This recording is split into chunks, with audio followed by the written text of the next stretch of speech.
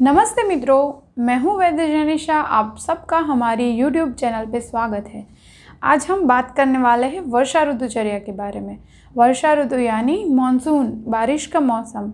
ये मौसम आता है जुलाई महीने से लेकर सितंबर महीने तक। वैसे तो ये मौसम बहुत सुहाना होता है क्योंकि चारों ओर हरियाली छाई रहती है, लेकिन इस सीज़न में बीमारियां होने की संभावना बढ़ जाती है क्योंकि आकाश में चारों ओर बादल छाए रहते हैं और जो हवा है, वायु है, वो भी शीत रहती है। तो इससे क्या होता है कि हमारी जो पहले अग्नि मंद थी वो और भी मंद हो जाती है, यानी कि इस सीज़न में बीमारियां और भी बढ़ जाती है। इस सीज़न में सर्दी है, ज़ुकाम है, ये सब ज़्यादा देखने को मिलता है। और खाने में भी ध्यान ना दिया जाए तो डायरिया और वॉमिटिंग भी हो सकता है। जिन लोगों की इम्यूनिटी कम है, रोग प्रतिकारक शक्ति कम है, ऐसे लोगों को बीमारियां होने की संभावना बढ़ जाती है। तो चलो देखते हैं कि वर्षा ऋतु में बीमारियों से बचने के लिए हमें क्या करना है, क्या नहीं करना है और खाने में क्या सावधानी रखनी है। तो सबसे पहले देखते हैं कि हमें खाने में क्या सावधानी रखनी है। इस सीज़न में क्या होता है कि हमारी जो जठराग्नि है वो मंद रहती है, तो हमने पहले लिया हुआ भोजन अच्छे से डाइजेस्ट हो जाता है, बाद में ही हमें दूसरी बार भोजन लेना है। तो अब आपको कैसे पता चलेगा कि आपने पहले लिया हुआ भोजन है वो अच्छे से डाइजेस्ट हो गया? तो इसके लिए शरीर में जब लघुता उत्पन्न हो, लाइटनेस फील हो, पेट अच्छे से साफ़ हो जाए और दूसरी बार जब भूख लगे, तब समझना है कि हमने पहले लिया हुआ जो भोजन है वो अच्छे से डाइजेस्ट हो गया है और अब आप दूसरी बार भोजन ले सकते हो। इस सीज़न में हमें पुराने गेहूँ है, पुराने चावल है, पुराने जौ है, मूंग की दाल है, इन सब का ज़्यादा इस्तेमाल करना है।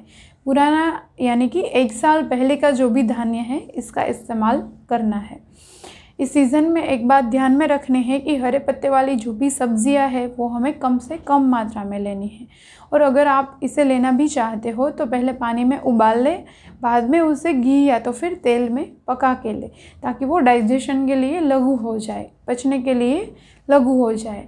इसके अलावा इस सीज़न में विशेष रूप से आपको मूंग की दाल का इस्तेमाल करना है और उसे भी घी या तो फिर तेल में पका के लेना है, क्योंकि मूंग की दाल जो है वो पचने में लघु है, लाइट है, तो इसका जो डाइजेशन है वो कम समय में हो जाता है।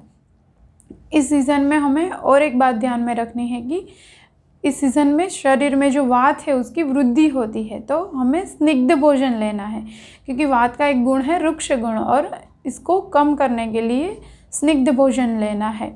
स्निग्ध भोजन यानी घी तेल से युक्त। तो इससे ये मतलब नहीं है कि हमें तला हुआ लेना है, यानी कि भजिए है, समोसे है, ये सब लेना है।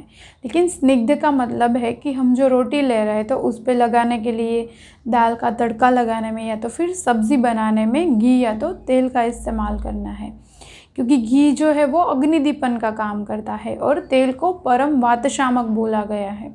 तो वर्षा ऋतु में हमें स्निग्ध भोजन लेना है। अब आगे देखते हैं कि हमें कौन से रस ज़्यादा लेने हैं और कौन से रसों का कम इस्तेमाल करना है।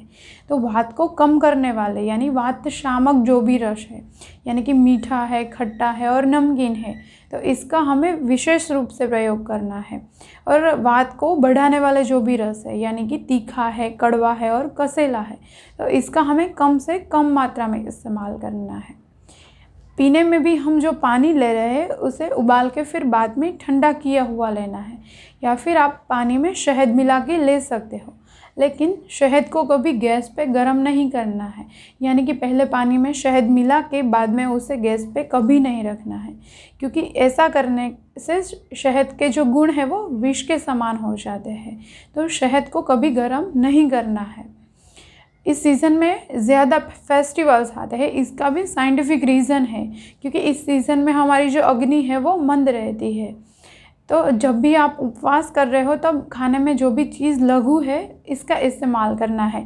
तला हुआ या तो फिर साबूदाने का इस्तेमाल नहीं करना है।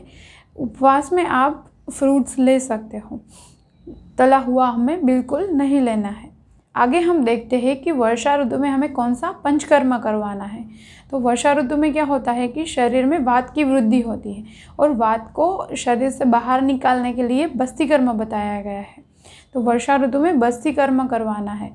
तो बस्ती कर्म में क्या किया जाता है कि औषधि सिद्ध तेल या तो फिर काढ़े का गुद मार्ग से प्रवेश करवाया जाता है।